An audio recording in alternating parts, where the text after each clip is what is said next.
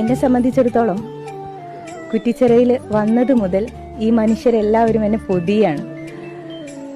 ഇവിടെ ഉള്ള പാരമ്പര്യ തറവാടുകളിൽ നിന്ന്, ഇവിടുത്തെ കുടുംബങ്ങളിൽ നിന്നൊക്കെയുള്ള സ്നേഹം ദിവസങ്ങളായി ഇപ്പം ഞാൻ അനുഭവിച്ചുകൊണ്ടിരിക്കുകയാണ്.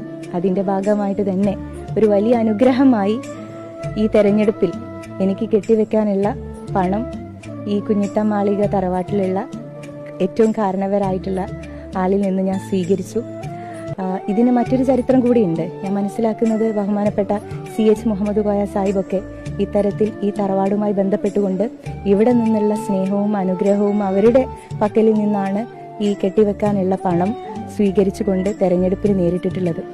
അപ്പം അങ്ങനെ ഒരു പാരമ്പര്യം മുന്നോട്ട് കൊണ്ടുപോകാൻ സാധിക്കുക എന്നുള്ള അവസാനത്തെ അതിലുള്ള ആ കണ്ണിയാവുക എന്നുള്ള ഭാഗ്യം കൂടി എനിക്ക് ലഭിച്ചിട്ടുണ്ട്. ഇതൊരു വലിയ അനുഗ്രഹമാണ്.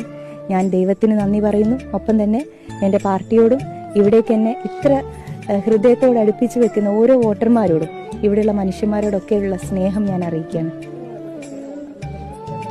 തീർച്ചയായിട്ടും വളരെ സന്തോഷത്തോടു കൂടിയാണ് ഓരോ വീട്ടിൽ കയറുമ്പോഴും ആളുകൾ കൈപിടിക്കുന്നത്, അവരുടെ സന്തോഷം പങ്കുവെക്കുന്നത്.